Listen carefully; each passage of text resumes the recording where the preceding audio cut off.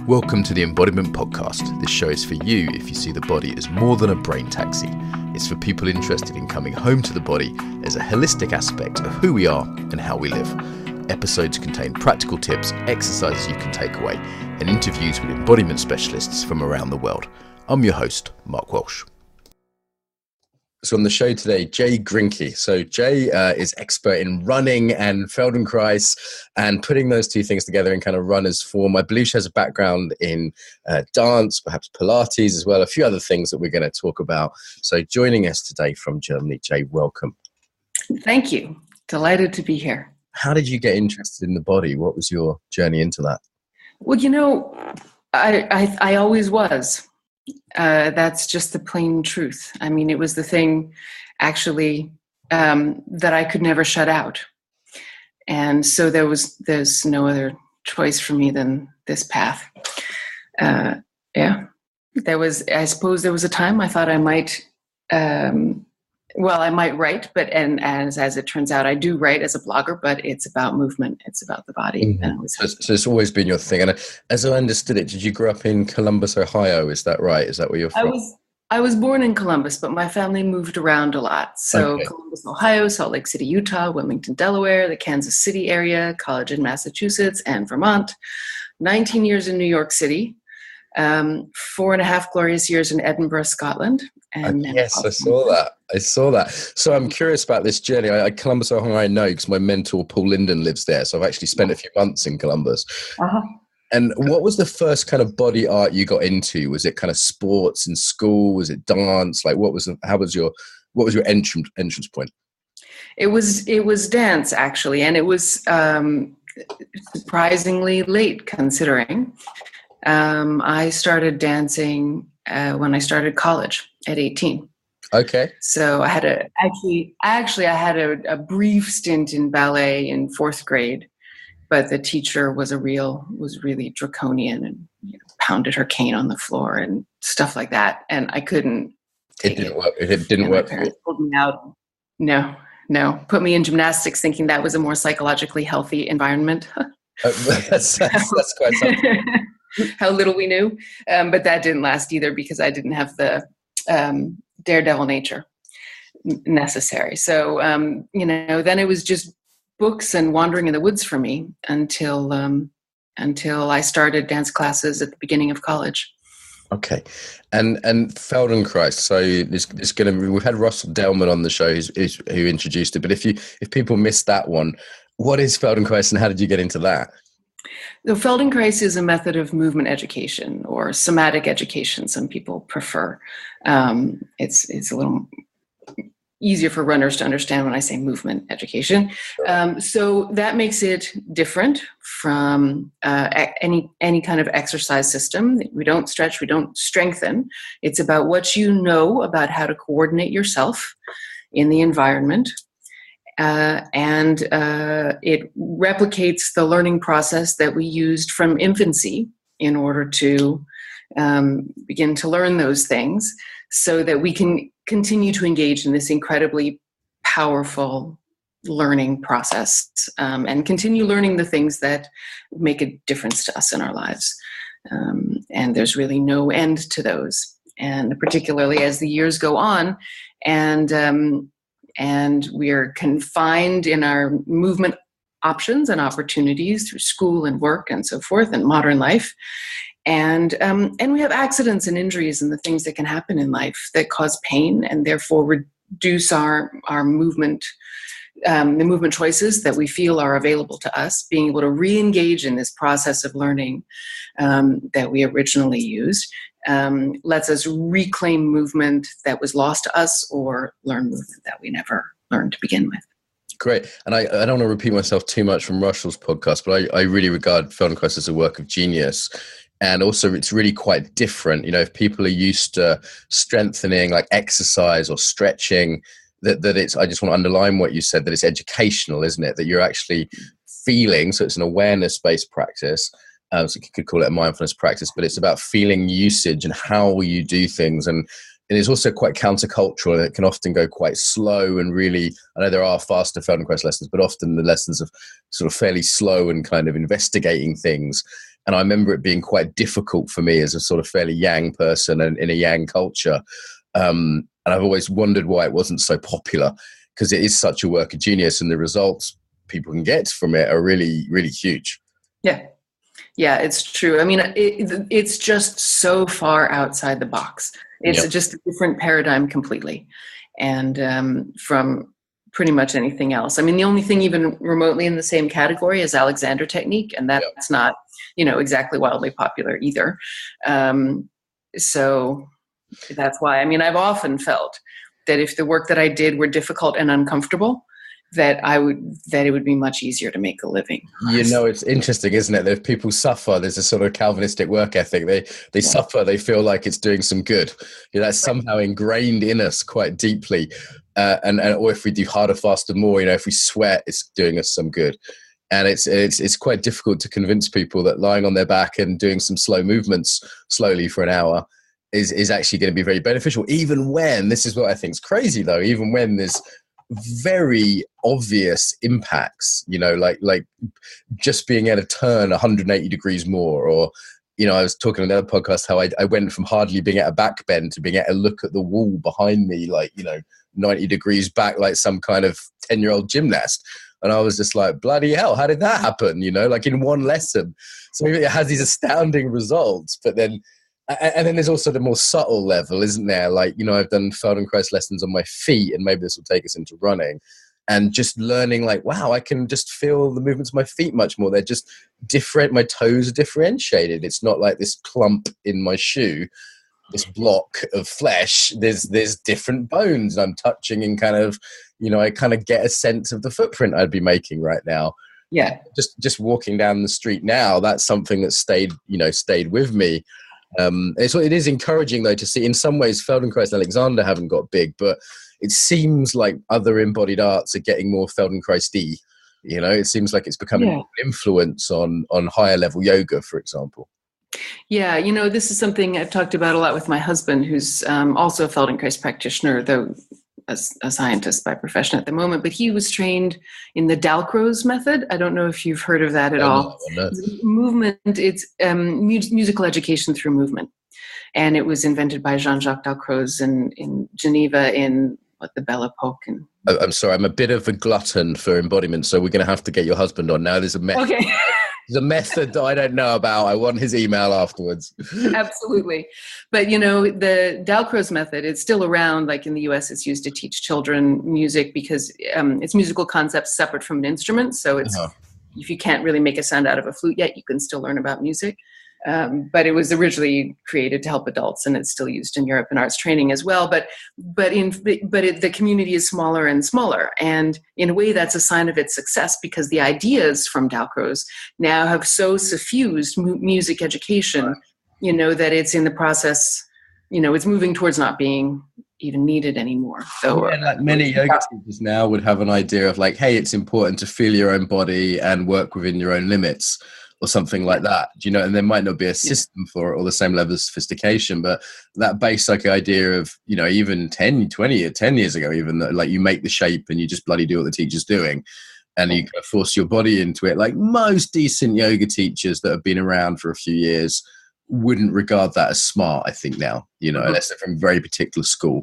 So it is encouraging in a way that an embodied perspective is taking on, or a somatic perspective, even if people aren't calling it that. But I'm also glad there are kind of purists out there, because Feldenkrais training takes like 3 years, right? I mean, it's 4 years, right? I mean, and at that point, you still feel like you don't know what the hell you're doing. Mm-hmm. So honestly, it's not a 200-hour yoga teacher training. It's pretty thorough. Yeah, and because it's incredibly rich, because there's so much to it, and like I said, at the end of your training, you're only beginning to practice, and your learning goes on. And as a profession, that's what makes it so wonderful, is, that you will never be bored with it ever, that's the nice thing with anything with real depth, isn't it? And it's the sort of intricacies of it. My colleague's doing it at the moment in Lewis, which is just up the road from me. It's the main one centers of it in Britain. And she said, we just spent 3 days working with eye movements.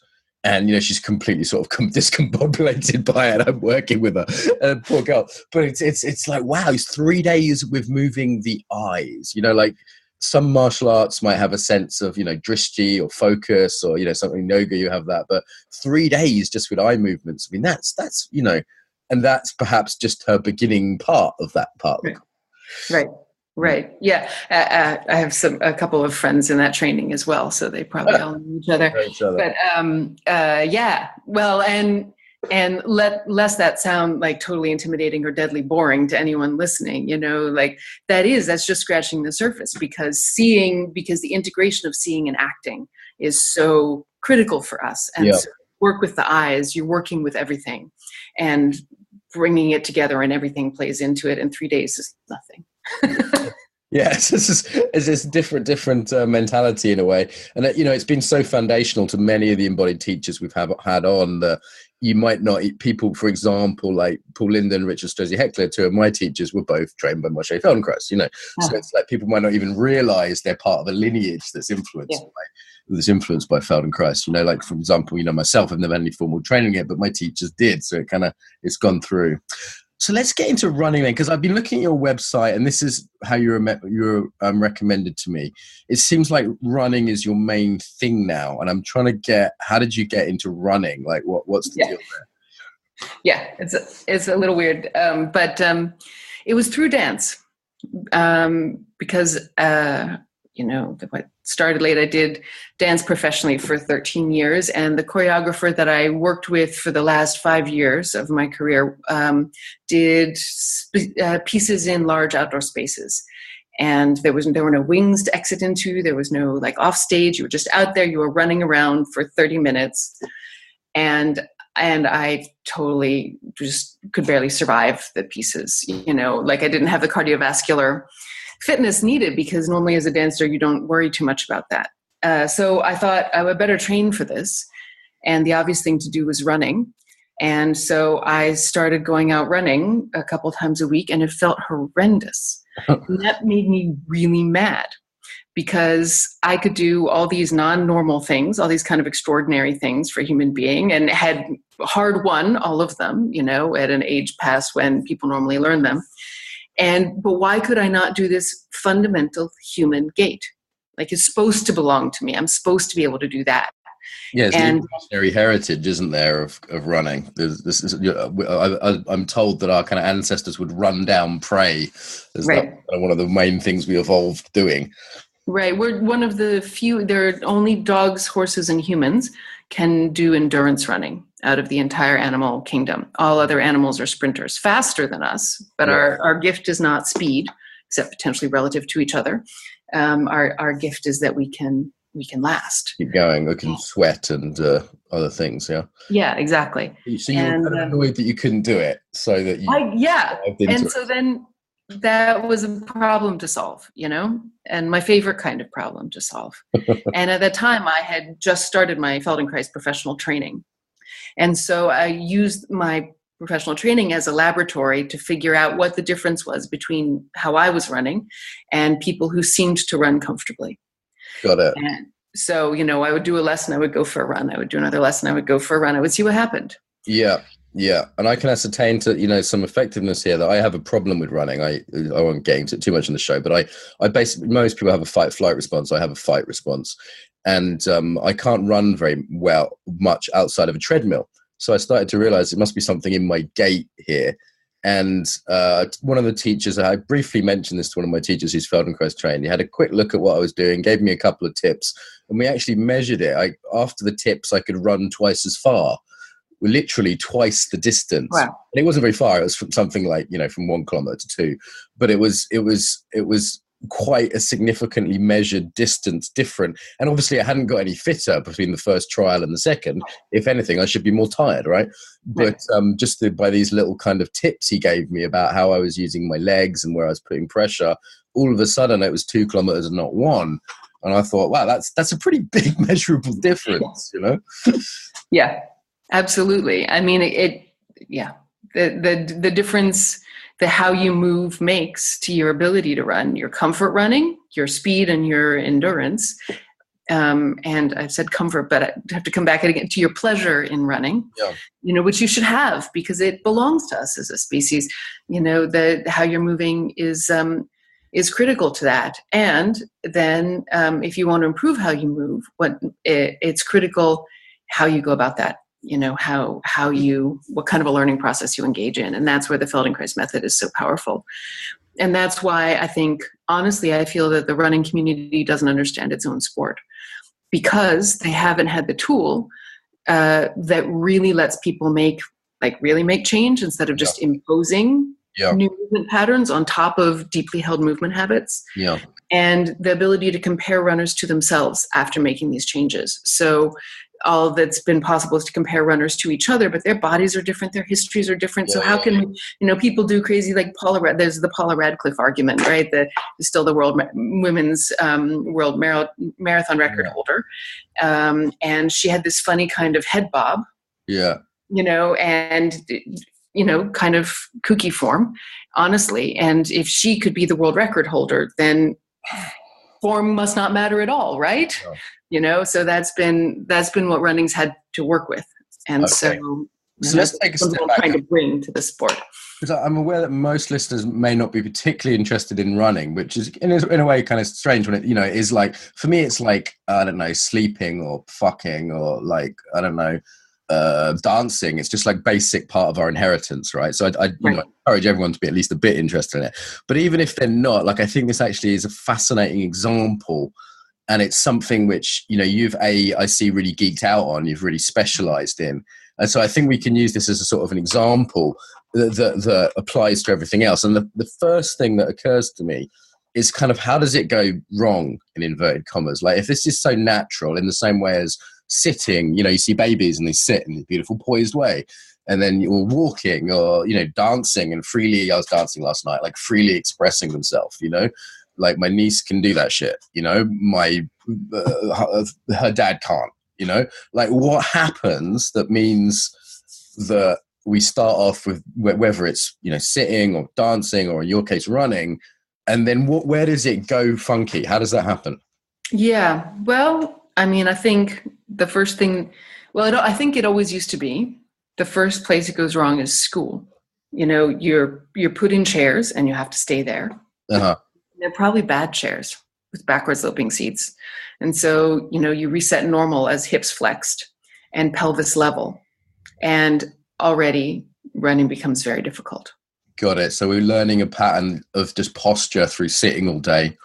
And more and more people I have on hate chairs. It's really, Paul calls them, my teacher calls them tools of political oppression, which is only half joking, I think. But it's the people are sitting all day, first at school, then at work, patterns of kind of are getting put in.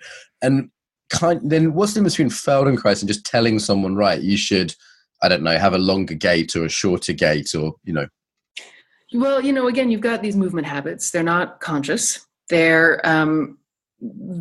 are what they are because that's the best that you know about how to stay safe and how to stay alive, how it's safe for you to move. And so you can't override that. You can only try and impose something on top. So then you've added a lot of tension when usually what needs to happen in order to run comfortably is that chronic tension that you're not aware of that's inappropriate to running. You need to be able to feel how to let that go. And I want to just interrupt you and underline that because that's almost true for anything, isn't it? Like if I've done 20 years of martial arts and it takes you a few classes to get the basic technique and then you spend years taking away. You spend years going, I don't actually need to contract my pectorals or my deltoids while I move my hand up above my head. So you're cutting out the extraneous movement. And a lot of Feldenkrais people I know have this a very kind of relaxed way of moving. It's like they're doing just enough. Pete Blackaby is one of my favorite yoga teachers, and he's quite Feldenkrais influenced. His wife is involved with Feldenkrais training. And I always say you do the least of any yoga teacher I know. And it's a big compliment to him because he's just moving the muscle that's necessary for that yoga move. And that's a real art, isn't it? Because most of the time we have this parasitic or kind of extraneous movement that's happening. Yeah, exactly. And, and that's, as Feldenkrais said, Where we feel great effort is where we lack skill. Nice. Right. So, and most runners get that. It's running smarter, not harder kind of thing. And saving your energy for endurance or for speed, and not squandering it doing the simple stuff, and not squandering it fighting yourself. But the problem is then the difficulty comes in truly understanding what it means to fight yourself. And so, although I've just said that you can't go in and impose new kinds of movement on top of pre-existing movement habits, you need to do something like a Feldenkrais lesson, and there's very little like a Feldenkrais lesson, but at least an exploratory learning process that lets you find a number of different options, not just one that works, and feel and not just intellectually accept what works best. So that's the big difference, isn't it? Again, Yeah. I'm sorry if I keep interrupting you, because I just keep want to underline, because some of these points are really profound and applicable, is that Feldenkrais and other somatic methods, you're not imposing you should do this, like I have to sit in a chair in a certain way, but I'm feeling my current usage and really getting a sense of how I do that. And then when there's awareness, it's like then you can introduce range and choice, like other options, but it's from the point of view of really feeling what you're doing rather than not having an unconscious pattern and then trying to impose something over the top of that. And I find that imposition never works because you never remember it. Do you know what I mean? Right. Like, I'm aware enough in my body that there's some sense of how I'm sitting on this chair, and I'm aware of my pelvis tilt because that's something I've explored through various practices. And it's like that's sort of way superior than like I have to sit in a certain way, which just doesn't last long. No, it's the wrong part of your brain. The part of your brain that coordinates movement.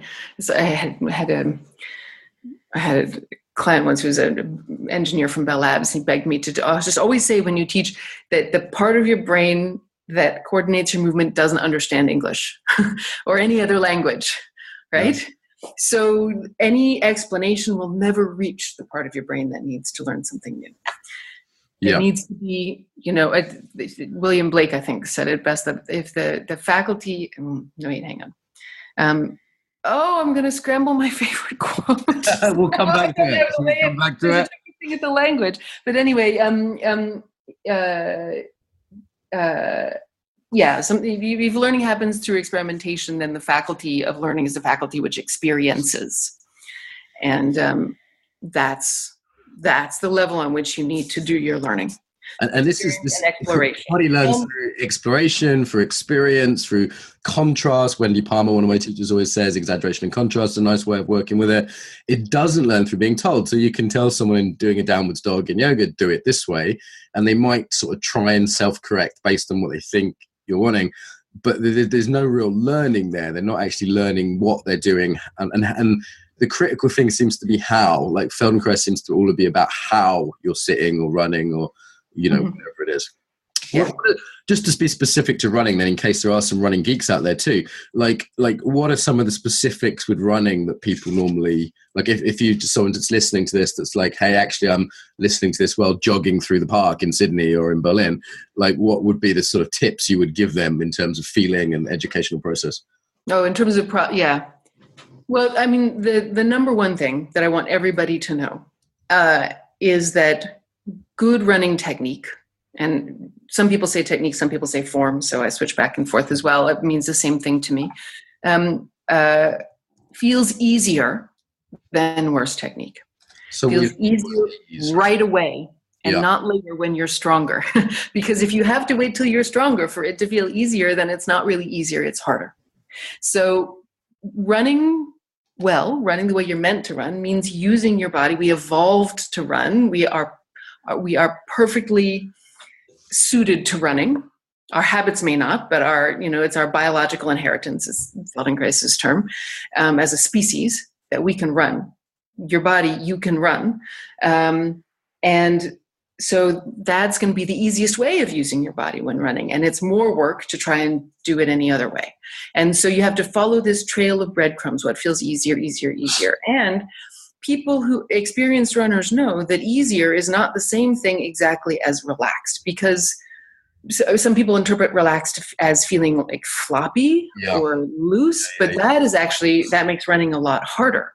You need to be coordinated to handle compression, because that's the impetus that makes our spring system work, that makes running work. So you have to be, in a certain sense, compact and ready to receive and direct that force. And so that's not a loose or floppy enterprise. Yeah. But you can feel your effort either goes up or goes down. And when it's going down, you're on the right track.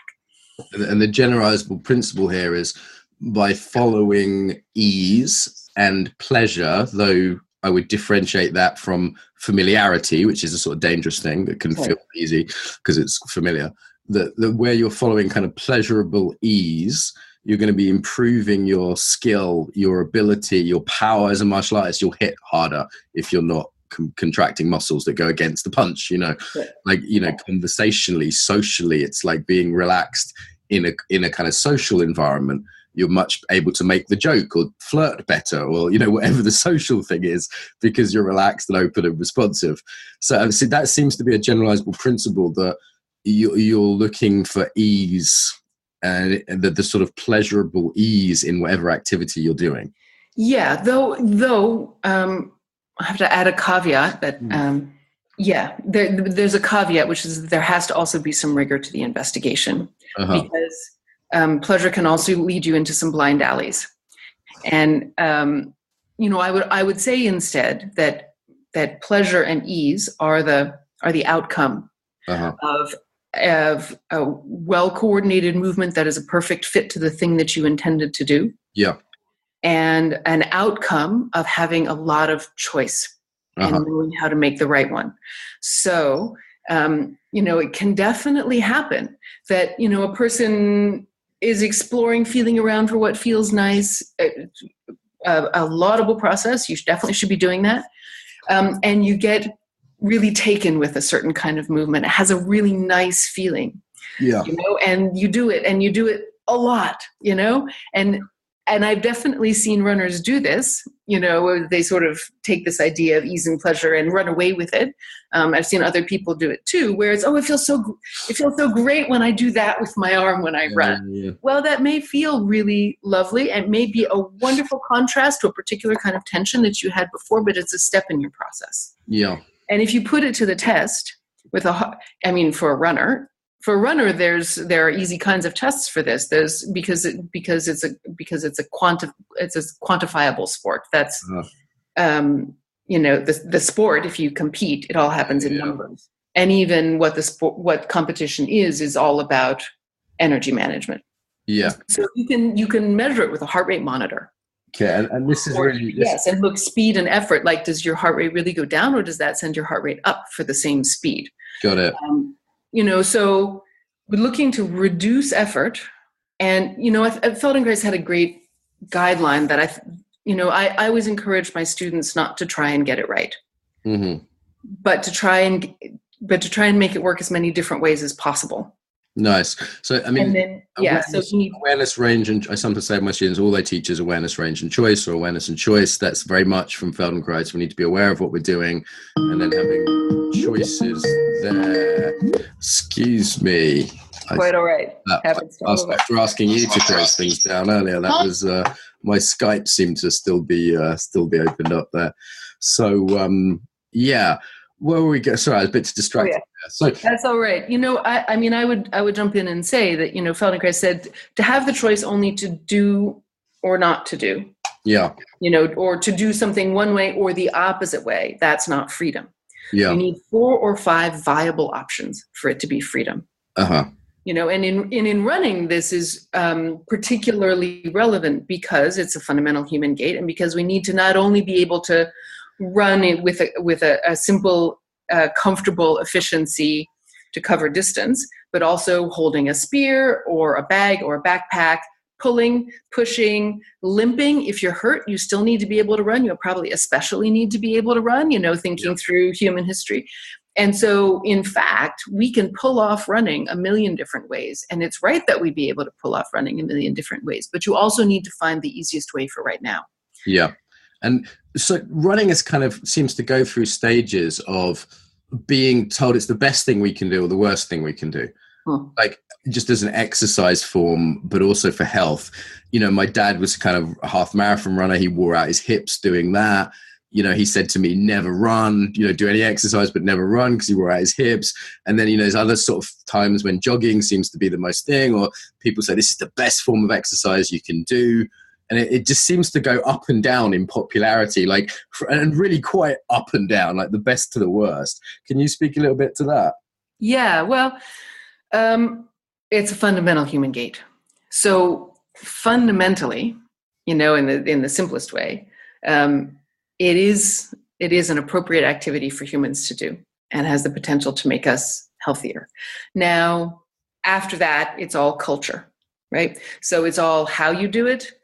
Do you, again, are you still holding your pelvis as if you were sitting? You know, have you brought unsuitable movement habits with you into running, and that could wear out hips? Diet, of course, also plays a role in how your body is handling the, you know, catabolic effects of running. And then are you able to build yourself back up again? You know, running doesn't make you stronger. No workout makes you stronger. Recovering after you work out makes you stronger.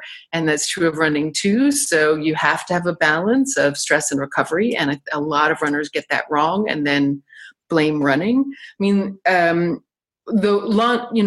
there are some long-term studies that show that running tends to keep people healthier rather than break people down. You know, like the famous thing about running, you know, destroying people's knees. Well, actually, lifelong runners have less arthritis at a comparable age to lifelong non-runners.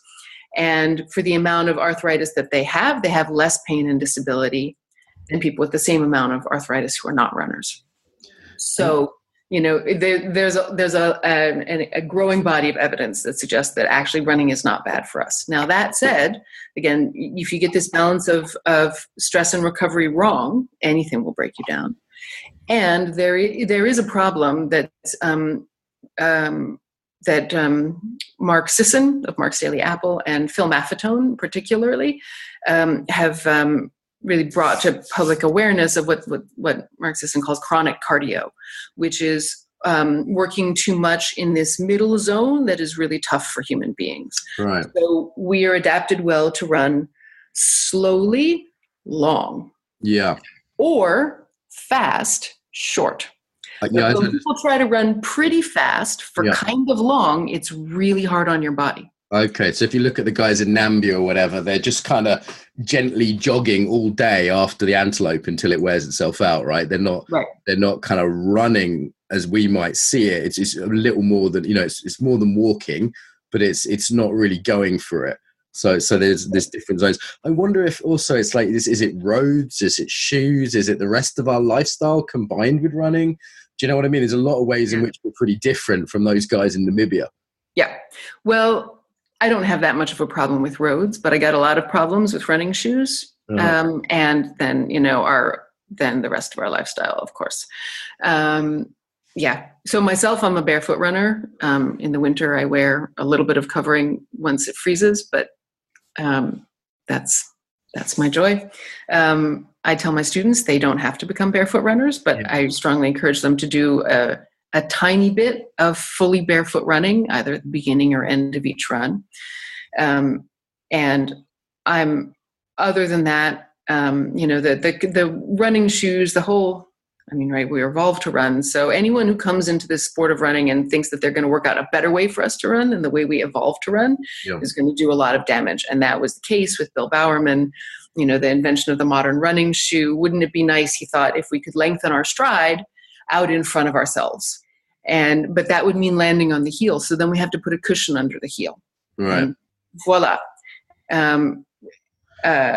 Endless amounts of suffering were inaugurated with that one decision. And so, I mean, a cushion, and especially with a cushioned running shoe, especially with a heel raise, and then with any kind of motion control or stability, with a narrow toe box, these things really distort gait. Now, you're the first person. A great deal of stress. I know there's a whole movement out there now for sort of, I've got a bunch of flat shoes, for example, the kind of, you know, the ones that don't squash the toe in, the vibro ones. And, you know, I spend a lot of time barefoot, and I've done a lot of Feldenkrais exercise on feeling different parts of my foot. So it's not just like my shoes. It's also that I'm aware that the foot matters. Some of my yoga teacher, like Peter, that I talked about, does some toe yoga, and, you know, foot awareness during yoga has become a thing. But I know this also missed many listeners by, like, some people may have just never come across the idea of barefoot running. So, like, you know, why would you begin? It might seem a strange idea, like running without shoes. For God's sake, woman, you live in Germany. You know, like, what's not a beach in California? Like, can you say a little bit more about that whole movement towards kind of foot awareness and barefoot? It's because it's a whole trend, isn't it? And it's some people are really aware of it, and I know some people aren't. Well, you know, as Daniel Lieberman, the scientist who helped launch this movement, accidentally, I think, but anyway, it says, you know, what's the fad is shoes in terms of human evolutionary history. It's just beyond debate that we ran barefoot, you know, since the evolution of the genus Homo. And, you know, and we've had minimalist foot coverings when needed for a bit of protection, particularly against temperature, you know, moccasins or whatever. But otherwise, I mean, barefoot is, well, we're not born with shoes on. You know, the modern running shoe is very recent. They don't like shoes, do they? You have to really convince You have to really convince young children to wear shoes. They're not fans for like a good couple of years. They're like, fuck you, Dad. They don't want to wear them, you know? Yeah. So it strikes to me that perhaps there's some kind of... Well, you know, and I feel really passionately about that. I mean, I have my son will be 9 in a week, and he's only worn minimalist shoes, not his whole life. You know, so that is minimalist means no drop, so the heel and toe are the same height. The heel isn't lifted up. No arch support of any kind.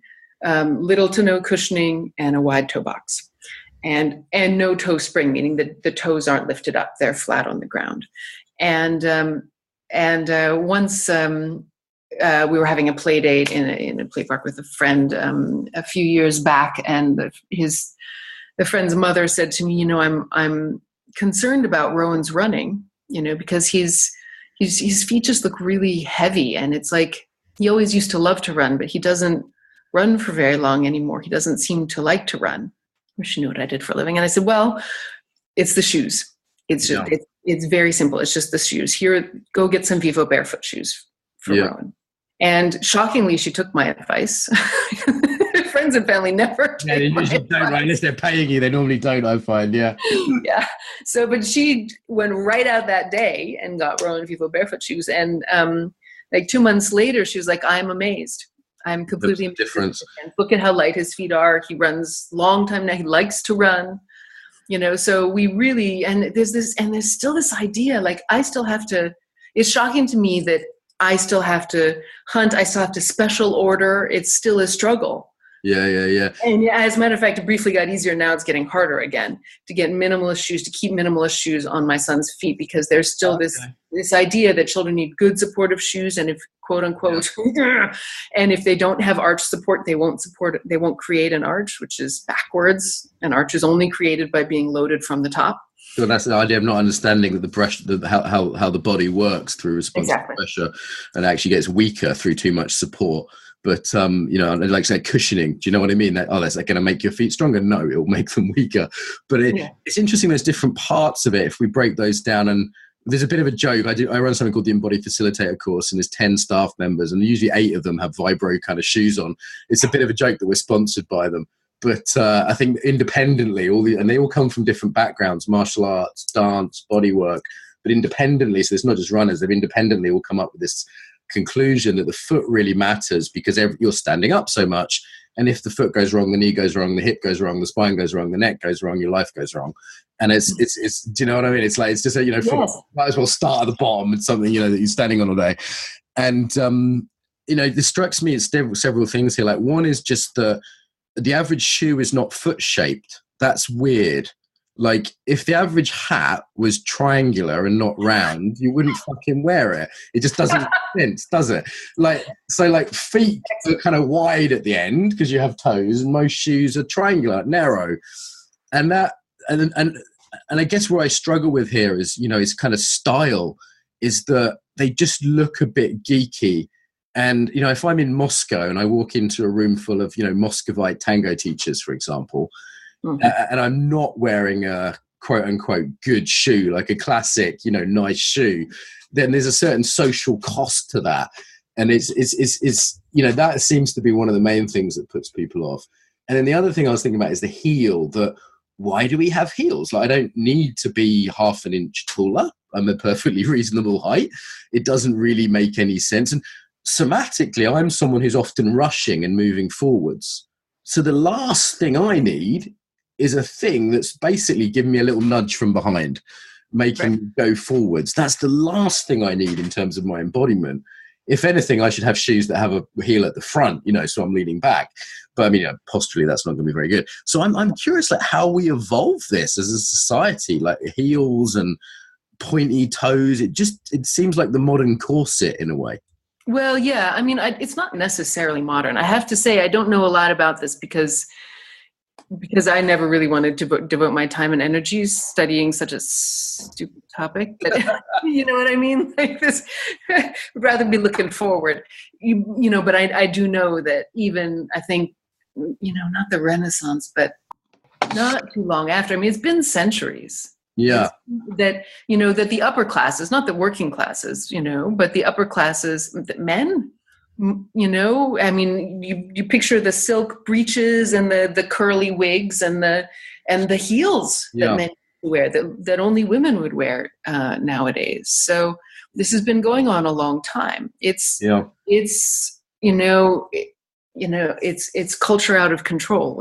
It's totally, and I guess height has always been associated with both health, social class, and status. You know, we have this implicit, because of parents, we look up to authority, and it's the way in which that is being kind of used, isn't it?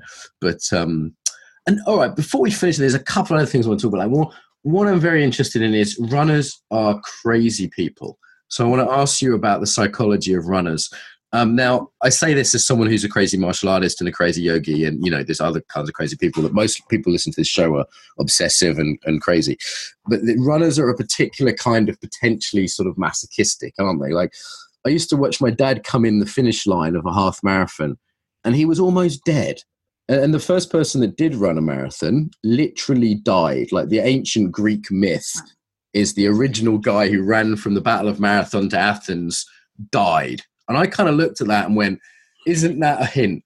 Well, that was probably chronic cardio. Yeah, though there's something, I mean, that's a particular thing about the marathon. That's why it's such a difficult distance, because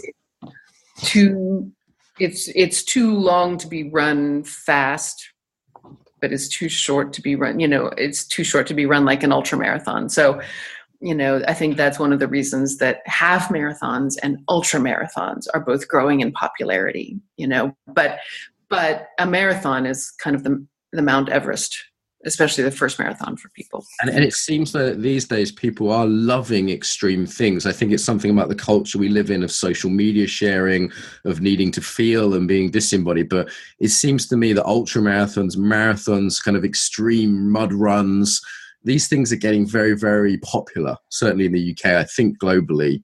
And I wonder what's going on. And there's something in the psychology of runners that, tell us about the psychology of running. Like, why would someone, I can see why someone would get up and do a bit of running for fitness, or choose to kind of run for joy through barefoot for the park. I'm trying to understand this urge to do these long distances and this, what's the psychology there?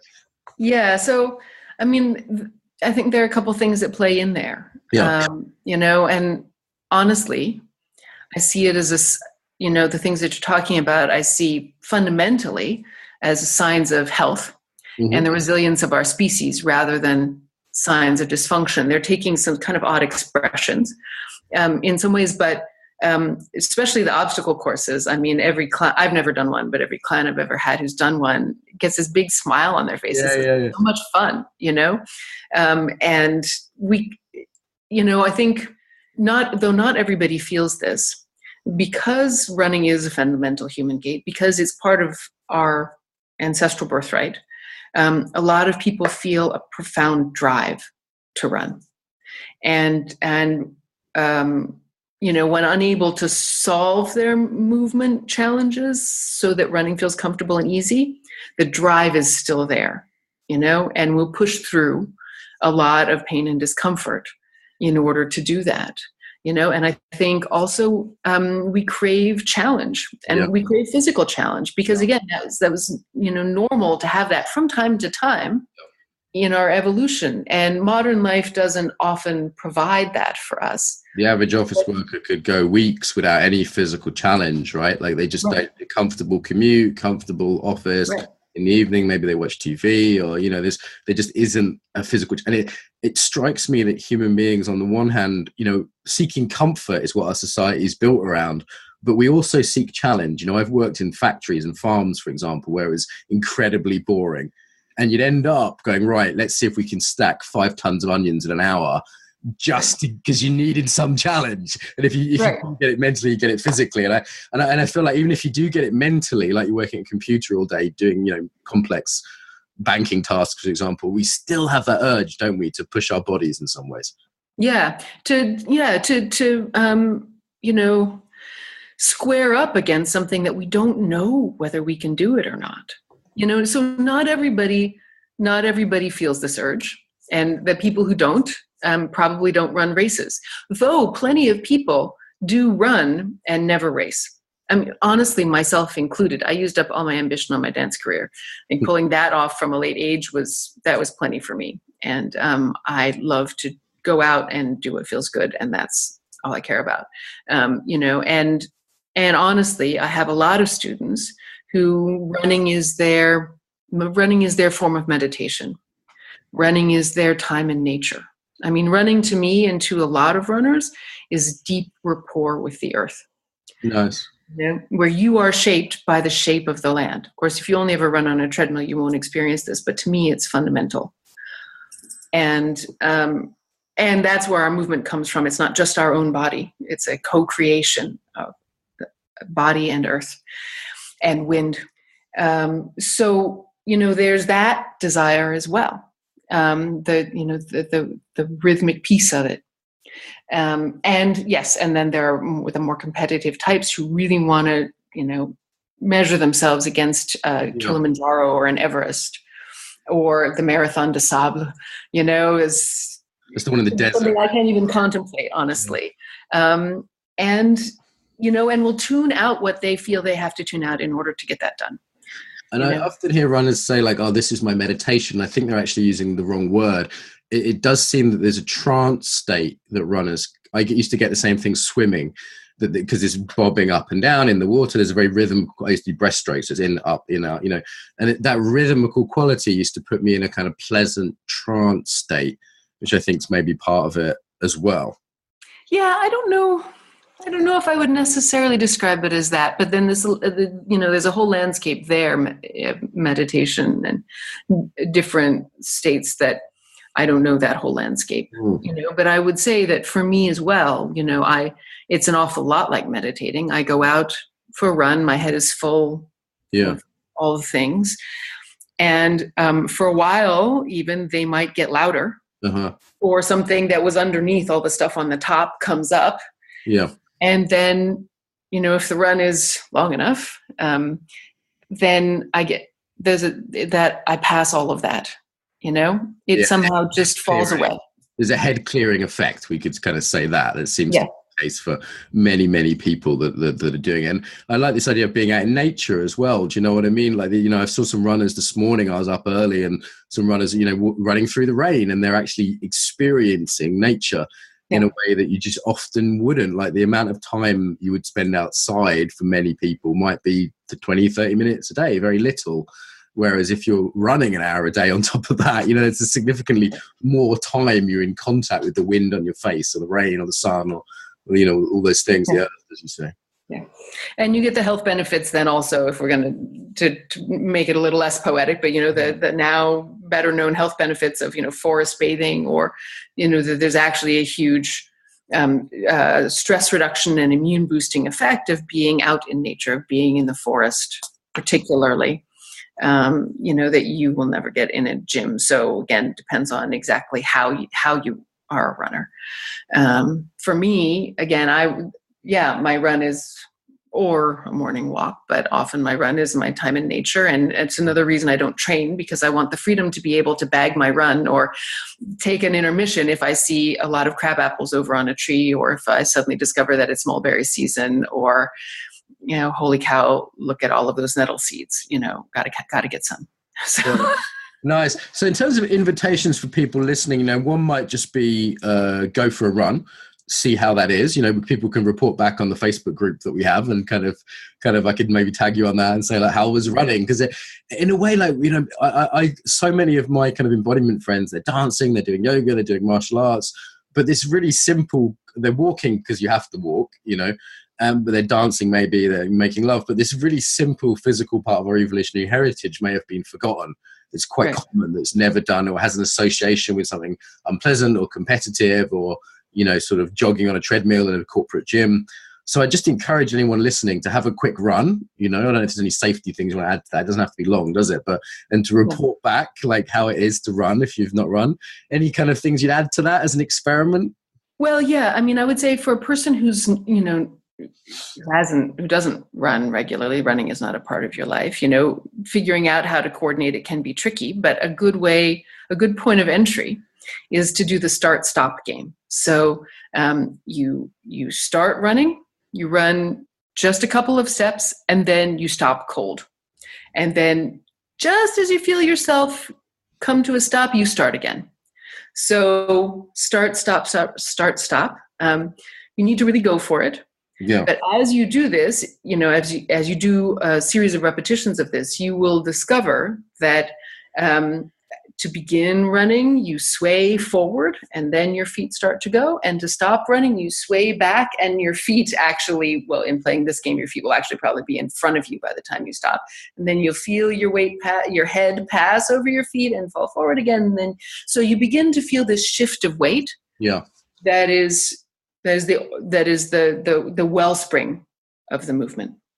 And how to get your weight in the right place, that everything else can be there for you.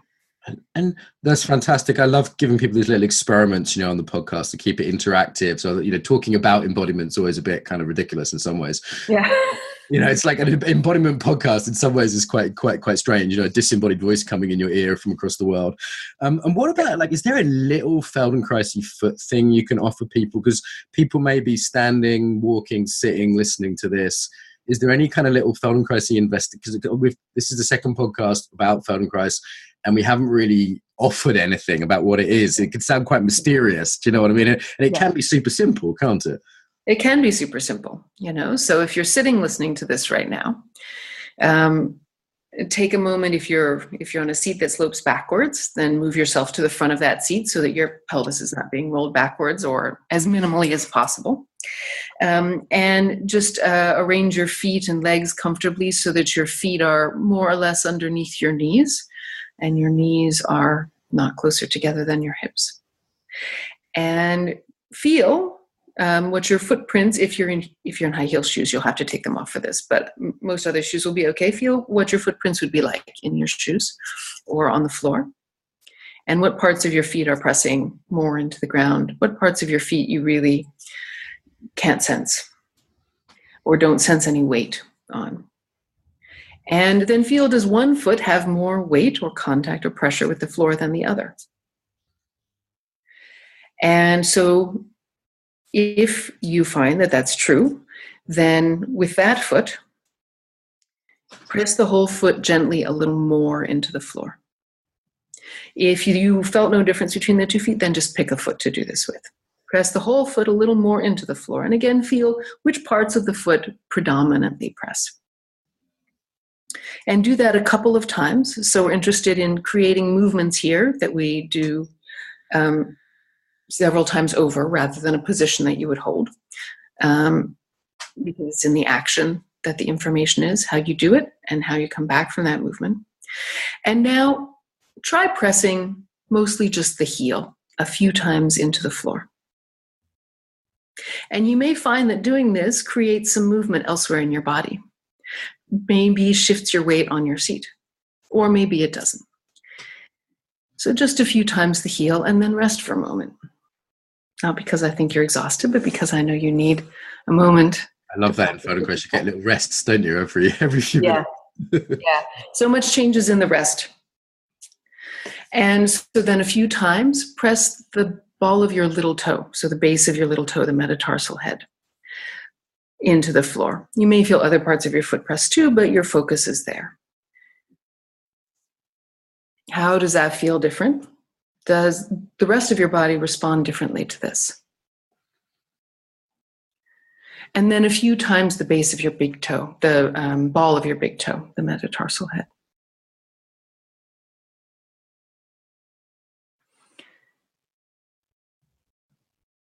And then rest for a moment.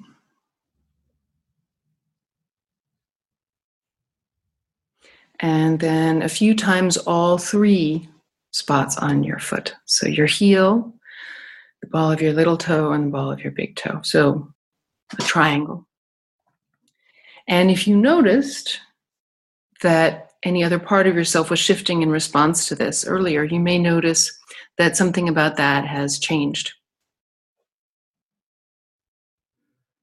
And then let it go and rest.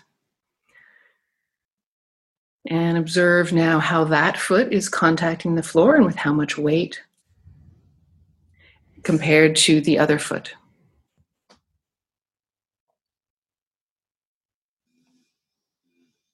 And so now let's work with the second foot. This is all a little bit quicker than I would otherwise do, but I'm mindful of time and dead air. So a few times press that foot into the floor and feel what parts of the foot press. And with this foot, when you press, does any other part of you move?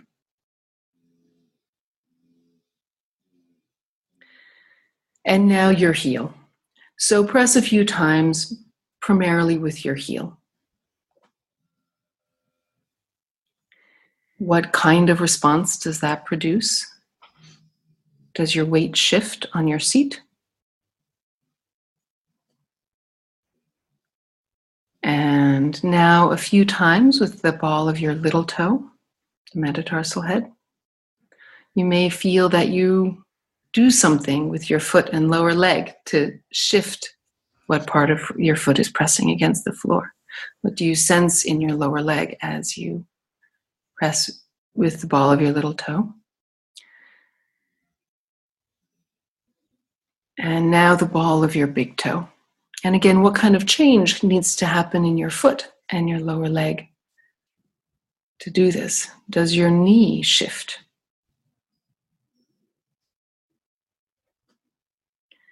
And then rest for a moment.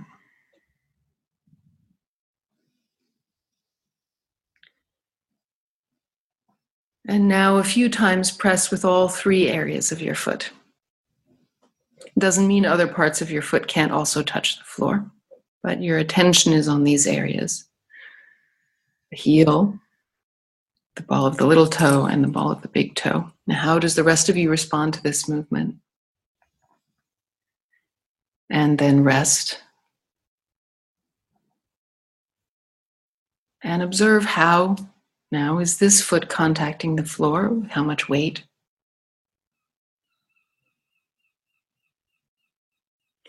And now prepare to stand up, but don't stand. Just begin the action and feel what happens with the relationship between your feet and the floor. And prepare and then let it go a couple of times. Begin and let it go. You may find that you shift the location of your feet on the floor. You may find that this triangle of pressure on each foot you feel again as you begin the action of standing. And when you feel ready, then continue and stand.